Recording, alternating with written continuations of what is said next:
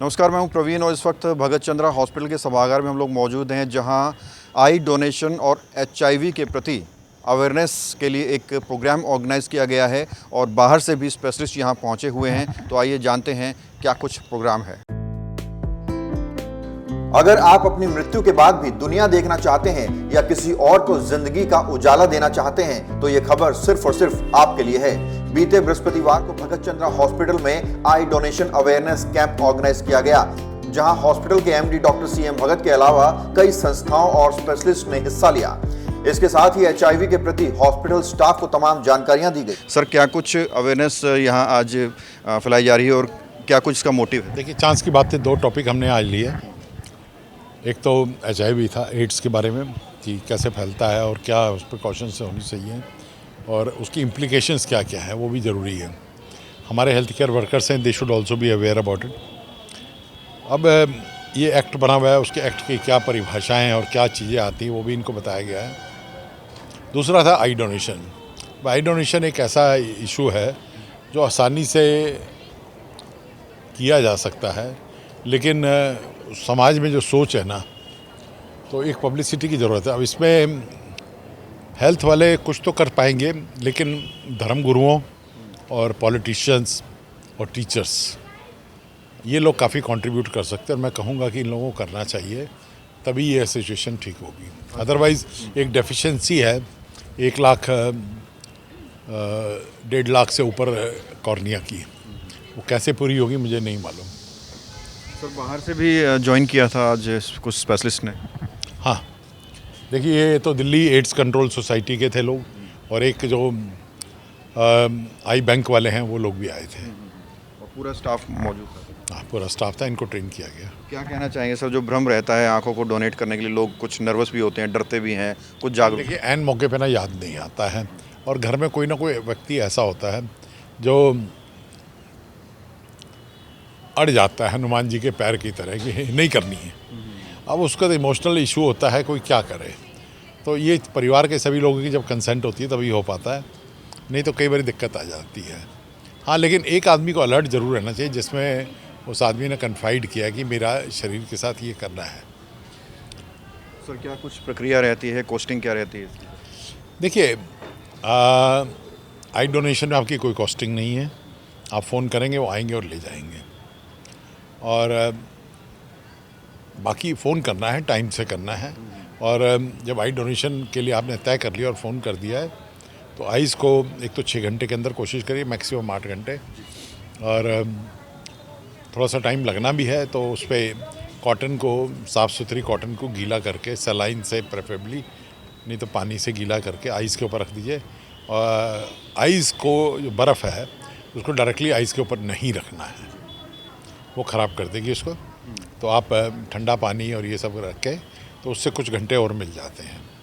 कितने घंटे, मतलब कितना ड्यूरेशन रहता है सर? देखिए, लोगों को 6 से 8 घंटे लेके चलना चाहिए, बाकी वो आएंगे, ले जाएंगे और उसको कैसे संभालेंगे उन पे। सर, एचआईवी की जब हम बात करते हैं तो आज 2025 में लगभग 24-25 लाख पेशेंट हैं इसके एचआईवी के। तो क्या लगता है आपको, मेडिकल साइंस ने कितनी प्रोग्रेस इस पर की है? देखिए, मेडिकल साइंस में ना तो वैक्सीन बन पाई है, ना कोई इरेडिकेशन की वो है। हाँ, इसको दबाने के लिए है, कई चीज़ें, दवाइयाँ आ गई हैं।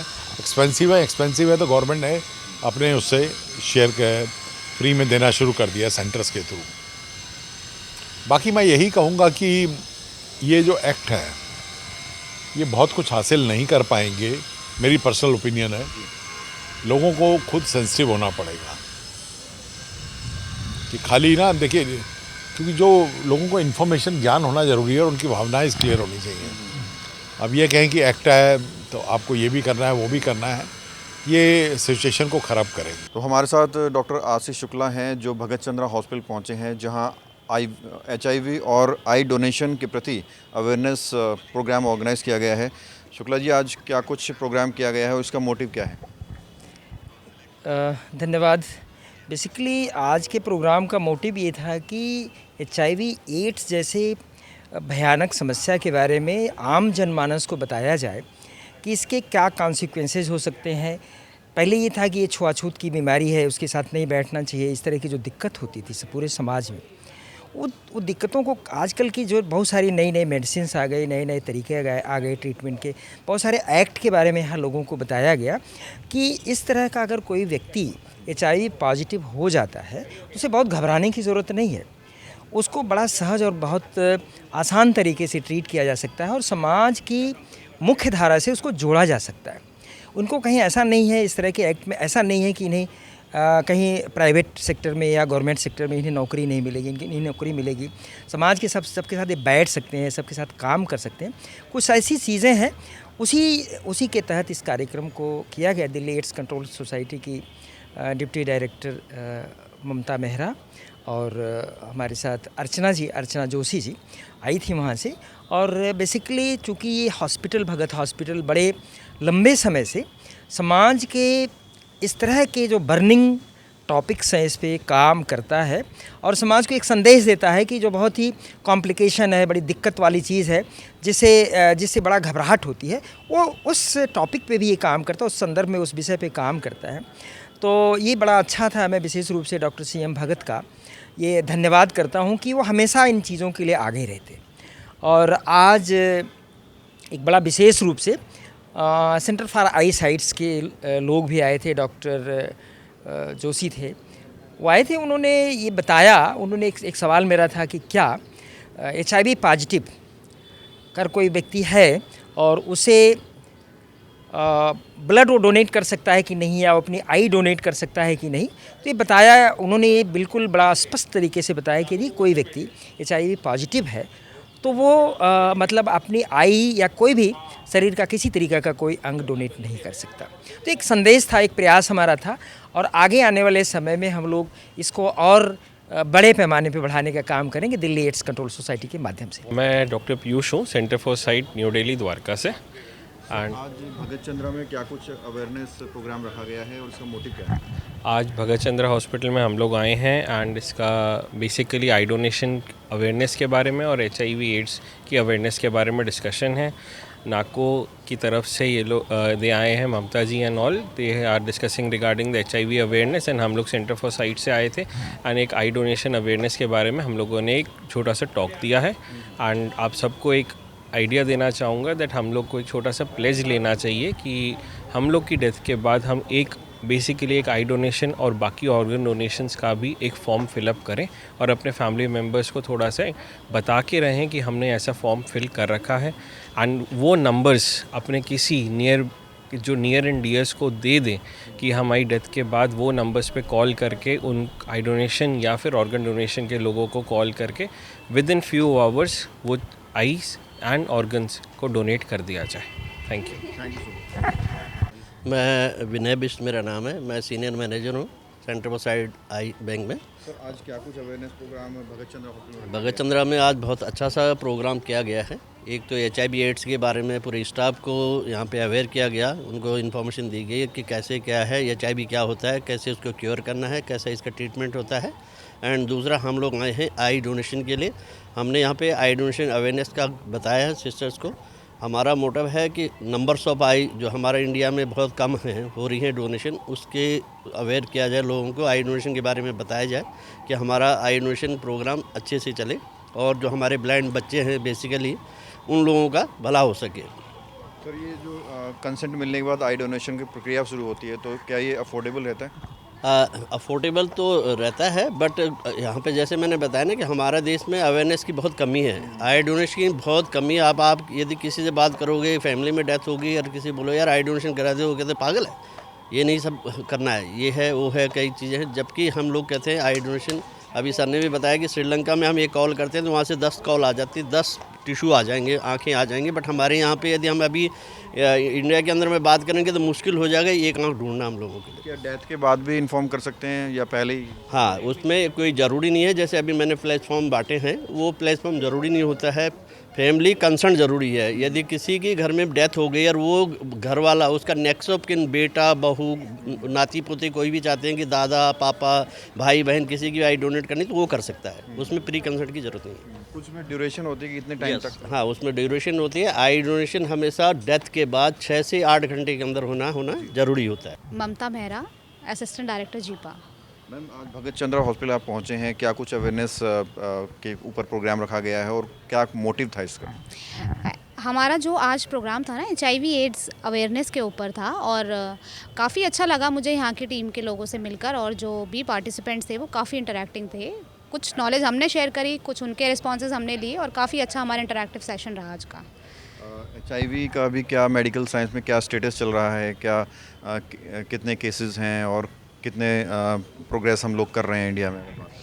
दिल्ली में अगर हम अप्रॉक्सीमेटली माने तो अभी एक्टिव केसेस जो हैं 60,000 के पास हैं अप्रॉक्सीमेटली, जिसमें से 40,000 के आसपास जो हैं लोग ट्रीटमेंट पे हैं, और काफ़ी अच्छी दवाइयाँ अभी इस टाइम पर हैं जिसके साइड इफ़ेक्ट बहुत कम हैं। और मैं उम्मीद करूँगी, मैं जनता से ये बोलना चाहूँगी कि अगर आप को ऐसा लगता है कि आपका कोई हाई रिस्क बिहेवियर हुआ है तो आप प्लीज़ जाकर के अपनी HIV की जांच करवाएं। आपकी जो रिपोर्ट है वो बहुत ही गोपनीय है, सिर्फ आपको ही बताई जाएगी। आपकी जो रिपोर्ट आएगी, पॉजिटिव आए चाहे नेगेटिव आए, काउंसलिंग होगी और आपको ही आपकी रिपोर्ट बताई जाएगी। इस बीमारी से कोई ऐसा भेदभाव नहीं है अब जैसा पहले होता था, और बहुत ही हम सुरक्षित भारत की तरफ अब जा रहे हैं। ये फैलता कैसे है मैम? ये छुआछूत की बीमारी है, कोविड की तरह फैलता है, कैसे फैलता है? ये बहुत सारी भ्रांतियाँ है लोगों के दिल में ऐसे कि ना HIV जो है छूने से फैलता है, और एक साथ खाना खाने से फैलता है, साथ वॉशरूम यूज़ करने से फैलता है, सोने से फैलता है। नहीं, HIV के सिर्फ 4 कारण है। सुई, अगर कोई इन्फेक्टेड सुई, कोई HIV पॉजिटिव व्यक्ति है और उसकी सुई कोई दूसरा व्यक्ति अपने शरीर के अंदर लगा लेता है तो उससे HIV होता है। दूसरा कारण, असुरक्षित यौन संबंध बनाने से, अगर एक व्यक्ति HIV पॉजिटिव है और दूसरा व्यक्ति उससे असुरक्षित यौन संबंध बनाता है तो उससे HIV होता है। तीसरा कारण है माँ से बच्चे को, अगर माँ संक्रमित है HIV से तो उससे बच्चे को होने का चांसेस होते हैं। और चौथा कारण है ब्लड ट्रांसफ्यूजन से, यानी कि अगर कोई व्यक्ति HIV पॉजिटिव है और उसका रक्त अगर किसी दूसरे व्यक्ति जो कि HIV नेगेटिव है उसके शरीर में चढ़ाया जाए तो उससे HIV होने के चांसेस होते हैं। शुरुआती लक्षण क्या रहते हैं?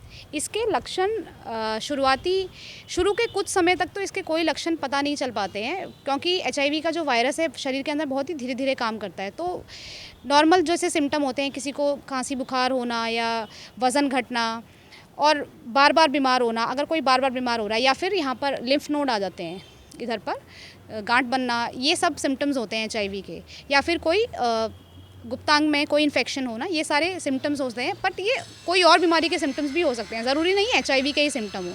तो अगर आपको ऐसा लग रहा है कि आपने कोई जोखिम, जो 4 कारण मैंने बताया उसमें से किसी जोखिम में अगर आप आए हैं तो आप अपनी HIV की जांच ज़रूर करवाएं। मैम, आपका नाम? अर्चना जोशी। मैं डिस्ट्रिक्ट प्रोग्राम मैनेजर हूँ एड्स कंट्रोल डिपार्टमेंट में। मैम, क्या कहेंगे, आज HIV के प्रति क्या कुछ अवेयरनेस प्रोग्राम भगत चंद्रा हॉस्पिटल में रखा गया है और क्या इसका मोटिव है? एक्चुअली सर, ये HIV जो एक बीमारी फैल ही रही है धीरे धीरे, तो हमारा प्रोग्राम ये था कि ज़्यादा से ज़्यादा लोगों को अवेयरनेस कराई जाए HIV के बारे में, और लोगों को अपना HIV का स्टेटस पता होना चाहिए, ठीक है ना। क्योंकि ओवरऑल अगर हम देखें तो करीब 80% लोग ही हैं जो एस्टिमेटेड पॉपुलेशन जो है उनमें से सिर्फ 80% लोग ही हैं जो अपना HIV का स्टेटस पता है उनको। लगभग 15 to 20% लोग ऐसे हैं जो HIV के साथ जी रहे हैं बट उन्हें अपना HIV का स्टेटस नहीं पता, और ऐसे में वो ना चाहते हुए भी और दूसरे लोगों को HIV का इन्फेक्शन दे सकते हैं। तो ज़्यादा से ज़्यादा लोगों को अवेयर होगा तो लोग अपने आप को और अपने परिवार वालों को HIV होने से बचा सकते हैं। आज आई डोनेशन के बारे में भी अवेयरनेस फैलाई गई, तो एक सवाल मेरा ये है कि जैसे किसी की डेथ हो जाती है और क्या उसकी आँख, और वो HIV पॉजिटिव है जिसकी डेथ हुई है, क्या उसकी आँखें डोनेट की जा सकती हैं? नहीं, HIV और हेपेटाइटिस B, हेपेटाइटिस C, ये 3 इस तरह के वायरस इन्फेक्शन हैं कि अगर कोई भी डोनेशन, जैसे इस तरह का कोई बॉडी का ऑर्गन, कोई ट्रांसप्लांट या डोनेशन होती है, तो इसमें ये तीनों इन्फेक्शन ऐसे हैं कि अगर कोई भी इन्फेक्टेड पर्सन है तो इसका बॉडी का कोई भी पार्ट डोनेट नहीं कर सकता।